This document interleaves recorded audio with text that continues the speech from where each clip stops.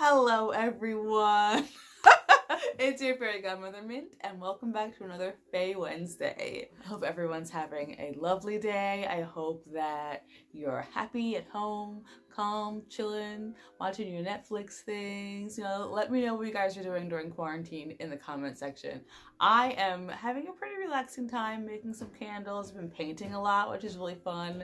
I'm not good at painting, but I really enjoy doing it. I find it just very therapeutic, and I have just started watercoloring, which is nice. I have a lot of videos planned, so I'm excited to film all of those. I've got some pretty fun ones, and I really want to do a lookbook. I know that has nothing to do with magic, but I'm going to somehow, oh my gosh, Yule is playing some kind of crazy song in his new piano floor thingy. I tried to turn it down, but he keeps turning it back on. Anyway, I'm gonna do a lookbook and tie it into magic. I think I'm gonna do one spell 3 different ways and then do like cottage witch, modern witch, and like pop witch versions of the same spell, and then have like fashion tied in somehow, because you guys know I love fashion. I've got a very exciting video for you today. Today we're talking about Redcaps, and I will also talk a little bit about why it is that fairies are allergic to or afraid of iron. That's something that I think is very interesting, and I think that I have some pretty interesting takes on it as well, so I love talking about that sort of thing. And let's just get right into it, right? Let's just go ahead and talk about Redcaps, okay? What is a Redcap, you're asking? So since we are still doing Earth fairies, we are still doing fairies by element. We're talking about Earth. We are talking about Redcaps today, and they are a type of goblin, a hobgoblin to be exact, which is not a very nice type of fae. The goblins are usually a fae that you hear about when someone is hurt or killed, or stolen, smashed, smashed when someone is smashed. A lot of negative things are tied to hobgoblins, and it's because that's what they love to do. There are lots of trickster fairies out there. Hobgoblins are one of those kinds that really dislike humans. They like to kind of mess with humans, hurt humans. Unfortunately, they can be quite violent, and the Redcap is probably one of the most violent of all, for sure. Redcaps are called Redcaps or blood caps because they kill people and soak their hats in their blood, and that's what makes their cap red. Ta-da! There are a lot of pretty scary stories about Redcaps. Scary Fairy Godmother, who I talk about on every freaking video, reads some really good Reddit stories about Redcaps. I will link that video in the description box. It is one of my favorites of her videos. It's really, really exciting, not really super interesting to hear about people's stories and their encounters with Redcaps, because they are scary. Now, I have had an experience with a Redcap before myself, along with my brother. It was like a joint experience, and it was a very extremely lucky experience with a very young Redcap, and I will talk about that in this video as well. Not like a long experience, but it was scary, okay? It was scary, and I don't think I've ever told anyone about it, aside from my brother, because he was there. Yeah, I don't think we've ever told anyone else about it, because it's like one of those things when you're talking about fairies and people are like, all right, she's nuts. I'm like, okay, I'm nuts, like whatever. I had this experience, it was real for me, like, so whatever. That's the thing, like with when you're talking about fairies and folklore along with magic, it's like, I don't really care if people believe me or not. It's not my goal in life to prove that these things are real. These are my experiences. You have your experiences, and they make up, who we are. They are a part of our lives, and that's just it. No one has to understand if they don't want to. If they want to understand, cool, then we can be friends. If not, cool, we can still be friends. I don't care. Anyway, Redcaps. So yes, their cap is red from being soaked in human blood. Redcaps do kill humans in particular. Like a lot of fae, Redcaps do have a lot of folklore in Europe, in England, Germany, and Scotland, but they are also found in other parts of the world. I've found stories about Redcaps in China, in Japan, in America. There are lots of stories about Redcaps all over the globe. It's difficult to get a lot of information about those stories because a lot of folklore gets lost over time, sadly, but there's definitely some Redcap folklore in America, and it's very interesting. The origin story for Redcaps is very interesting as well. They are either thought to have sprung up from the Anglo-Scottish War borderline. During that war, there was like a lot of carnage, obviously, with wars. It's a lot of carnage, a lot of blood, a lot of like anger and rage, and a lot of times those energies can draw out some spiritual beings that will then materialize in order to sustain themselves off of that energy. A lot of the Fae, they do sustain themselves off of the energy of humans, and that is one way that we can coexist. So there are some that believe that that war kind of birthed them from the earth, and there are some that believe that that war kind of drew them out from where they already were. Say they were living in caves, you know, being able to sense this energy, this crazy, violent, you know, bloody war happening, because unfortunately carnage is kind of their food. So they ended up coming out, or, you know, being birthed during this war, and they took residence in broken down fortresses, in, you know, castle ruins and abandoned buildings in that area around that war, so they could sustain themselves off of this violence. And then as the war died down, any travelers, any tourists that were, you know, that found themselves along that road, the Redcaps did take advantage of them being alone and killed them and dipped their hats in the blood and wore them on their head. There are different stories as to why the Redcaps soaked their hats in blood. One of them is that their hat has to stay bloody in order for them to stay alive. Another story says that their hat just has to stay red in order for them to stay alive.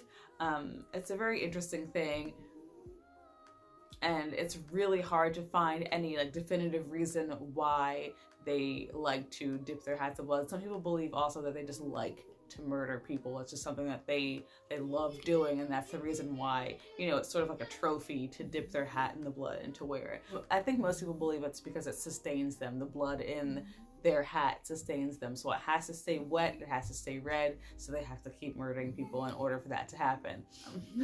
Yuck. So their appearance, Redcaps are described as being 18 inches tall, like 18 to 45 inches tall, skinny, like spindly, but like big round bellies.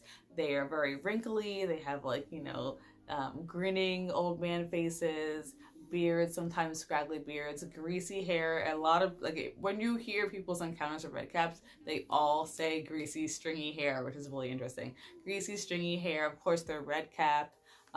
They wear iron shoes, which is very interesting, and they carry an iron pipe or an iron sickle, and this is what they bop you with. There's also, so that they have long, sharp, like needle-like teeth, as well as long, sharp nails. They're basically described as, bless you, described as dirty and wrinkly murder men with big grinning faces and yucky, scary teeth. So terrifying. One thing that I think is very interesting about Redcaps, and that is also a trait of a lot of Fae, is that they are incredibly fast. Despite the fact that they wear iron shoes, they are incredibly fast. They cannot be outrun. That is something that everyone in every encounter that I've read or that I've researched is that you cannot outrun a Redcap. Something has to intervene in order for you to be safe, because they are just incredibly fast, like inhumanly fast. Even though they're wearing these heavy behind shoes, they'll catch your ass and they'll... Something that I have read, which I have also, like, in my own brain debunked, is that the only way that a Redcap can be stopped is by reciting Bible verses to them, or by, you know, coming at them with a cross or an iron cross.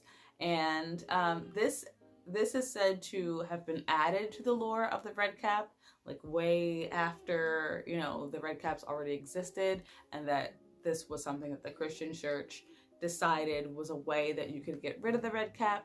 However, there are people that say that this is not true, or that it does not work. And I think it is kind of like one of those things that people will do anyway, no matter what. Like, if you're scared, if you're in a place where you're, you know, terrified for your life, or you're frightened, you're gonna pray, right? Like that's just what you do. So I think that that's like a natural instinct for a lot of people to pray or recite Bible verses or something in the face of danger. And of course, we want to believe that our faith and our trust in God is going to, like, strike down that Redcap right there, boom, lightning, thunder, he's dead.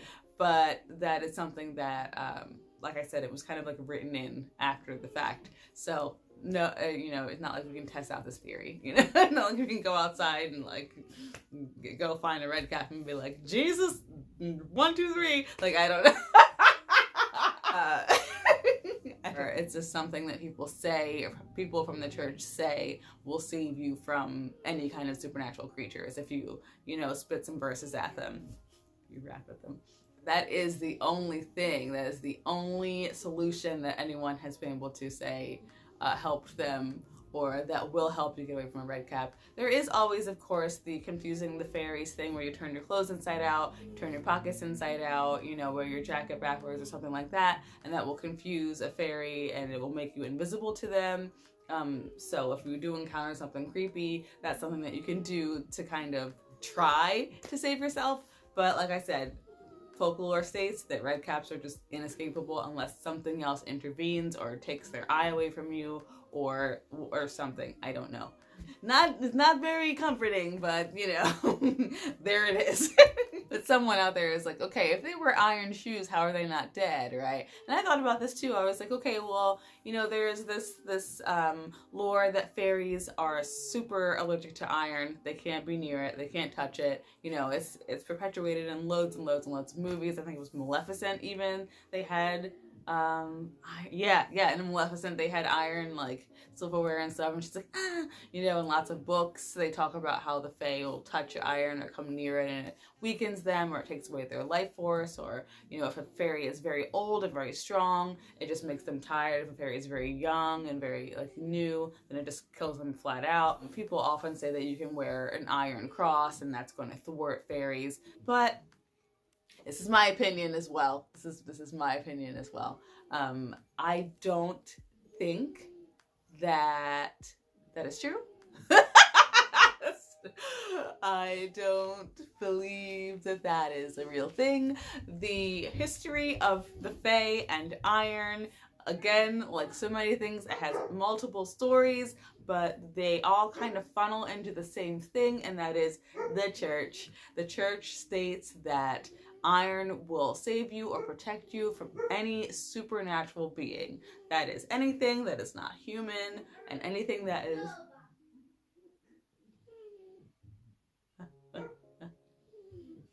Okay, I thought something was happening. Anything that is not human, anything that's, malevolent or whatever, should be able to be thwarted by iron. This stems from the use of iron to build church steeples and to have like church, iron gates, or lots of cultures made spiritual weapons out of iron.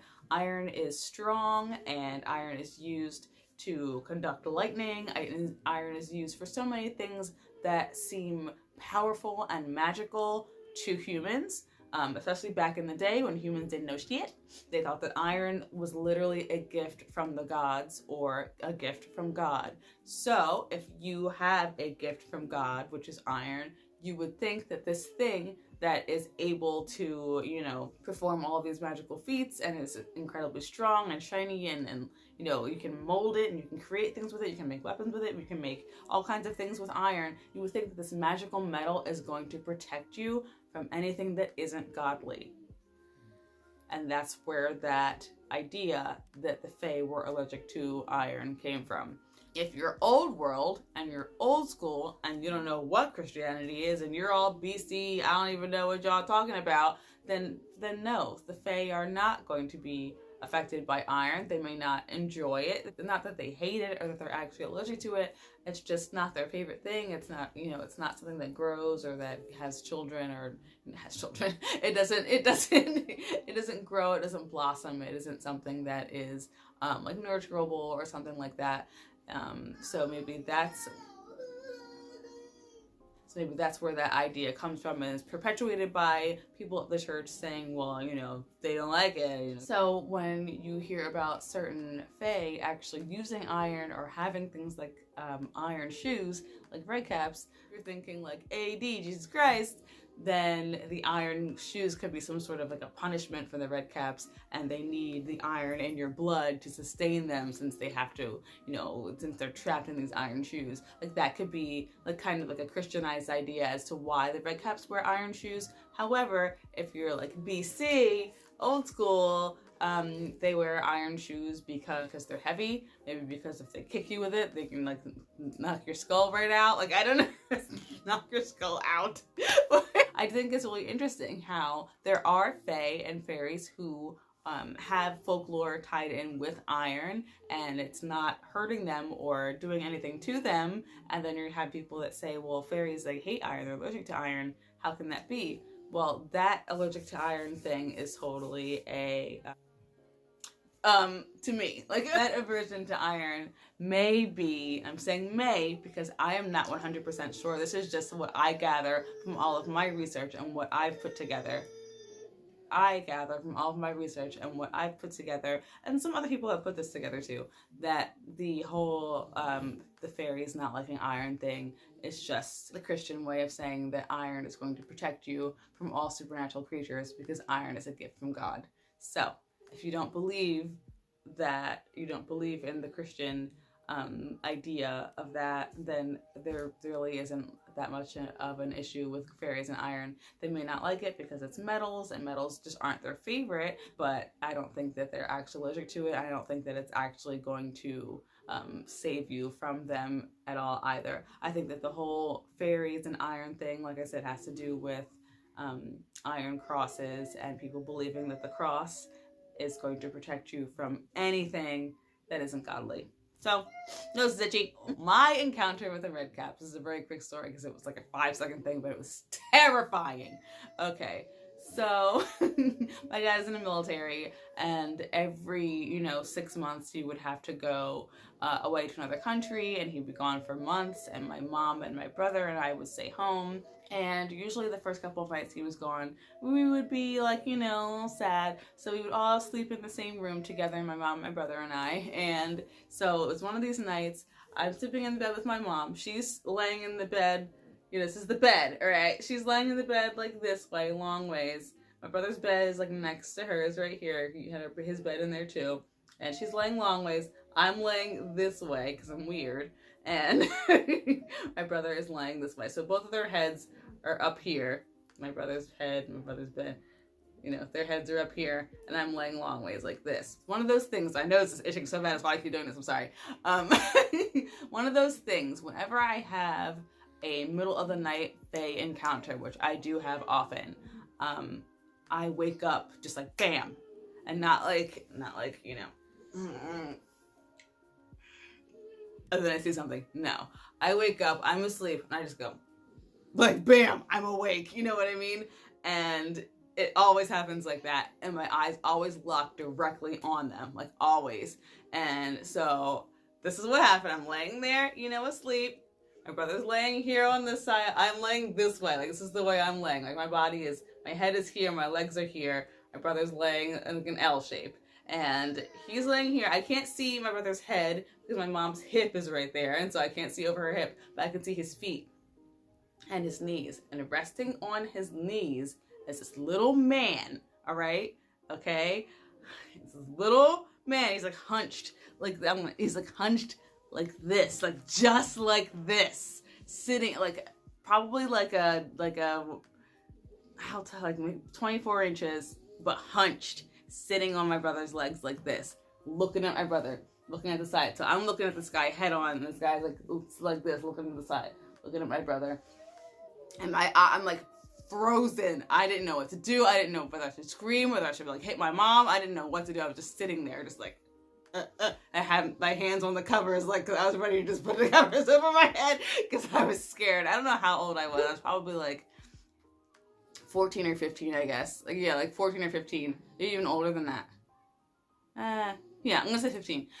Yeah, covers are like right here, and the man's just sitting there looking at my brother, and he's wearing, and this is why I didn't like immediately think fairy, because it took me a long time to realize that there were some fae that would look like, classic fairies with like leaf clothes or whatever, and some that just decided that they would rather wear like gym shorts or something. I don't know. This guy was wearing like a tank top. It was like a yellow tank top. It looked like a tank top, but it was just like a yellow shirt and kind of like soft blue pant kind of situation, and no shoes.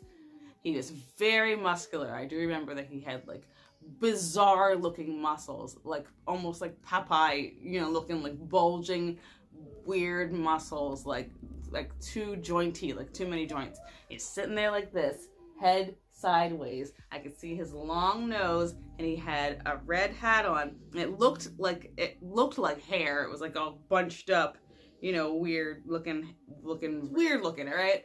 Sitting there looking at my brother, and he's breathing so fast and so hard.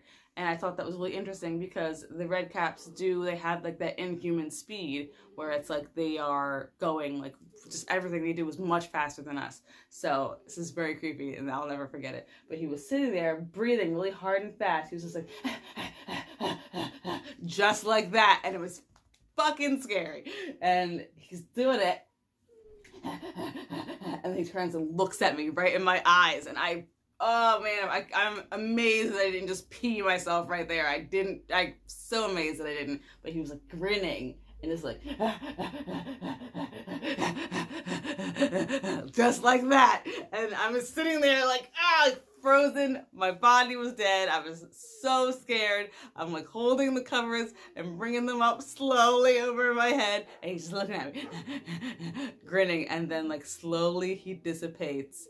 Ever so slowly, he's just like disappearing, and I'm just sitting there, bringing the covers up slowly but surely over my eyes, and like I can see him dissipate, like disappearing as I'm bringing the covers up, and then I just laid there, frozen with the covers like right here on my eyes, because that's as high as they would go, just thinking like, what should I do? What should I do? What should I do? What should I do? And I'm like looking over because I can still kind of see because the covers didn't reach my whole eyes, and I'm looking and it's nothing is there anymore. Nothing is there, and I'm just like, okay. I lay there I feel like I don't even know how long I laid there. I have no idea. But at some point I pulled the covers down and I leaned up and I looked at my brother and he was fine. Looked at my mom and she was fine, Ryan was fine. And I was like, okay. And then the next day, I started to tell my brother, I was like, oh, last night I had this crazy like vision or something. And he was like, what happened? I was like, I looked at you and there was this man sitting on my legs and I was like, oh my God! Ah! And we were both like freaking out. Like, you know how when you tell somebody something and you both understand it, you're just like, oh my God! Oh, oh. We were losing our minds. We were like losing it. And he saw the man from a different angle, a little different to him. But we described the same thing and we were like, oh my gosh, what does this mean? I don't know what's going on. Like, and to me, it was like, wasn't scary anymore. It wasn't scary anymore because we both saw it and because like, I don't know, it was just cool at that point. We're just like, whoa, it's all, blah, blah, blah. And it took me years and years before I realized it was a Redcap and that, I don't know. Like, it was just very, very, very, very scary, especially since Redcaps are usually described as being, you know, like old and like wrinkly and stuff. But this thing didn't look old. It was like a muscular and like kind of young looking, but definitely had a red bobbly thing on its head and just breathing creepy. I'll never, ever, ever forget how that looked because it was the most bizarre, just inhuman motion that I had ever seen. Like, it's very weird, just super weird. I'll never forget it because it just freaked me out. And I'll never forget how its head snapped over at me and how I just like was frozen and didn't know what to do. And I'll never forget saying it to William and he being like, yeah, oh my God. And then that was it. Like, oh, here you go. There's my Redcap story. Oh, I'll never, ever, ever, ever forget that because it was just like one of those moments where it was like, okay, I'm either nuts or this is really happening. Either way, like, it was real for me. So, I don't know. It was very scary. I'm like hot now. Like overheated. Woo! So there you have it. Redcaps, they're terrifying. And, you know, a lot of stories about them are very interesting. There are some stories that also state that they don't just have Redcaps, that they also wear toupees. Sometimes they'll, like, find a toupee and they'll, you know, drench the toupee in blood with a toupee on their head. Sometimes it's, what was it, like animal fur. They'll find like a patch of animal fur that's all bloody and gross and wear that on their head and continue to dip the animal fur in blood and just wear a drenched blood animal fur piece on their head. Yuck. There are lots and lots of different stories about redcaps. I definitely urge you to do some Google searching, do some book searching. There is not as much information on redcaps as I would like to find, but there are some really great stories of people who have encountered them on Reddit. And like I said, Scary Fairy Godmother has a video where she reads those stories, and man, that one story, just, you'll know if you listen to it, it just gets me. It makes my stomach feel like lead. Like I just, ugh, it scares me. But I do love a good scare. So that is all I'm going to talk about today. I hope this video was entertaining for you. I hope it gave you some information as well as made you smile or laugh or like freaked you out, whatever. Emotions are all fun, you know. Let me know in the comments if any of you have ever had any encounters with redcaps, or if you have any stories about redcaps, or if you have any info that I missed that you want to share with us in the comment section. I would love to hear more. I would love to just have a discussion about these terrifying little dudes. And yeah, I hope you're enjoying your isolation. I hope you're having a beautiful day, and I will see you all in the next video. Mwah!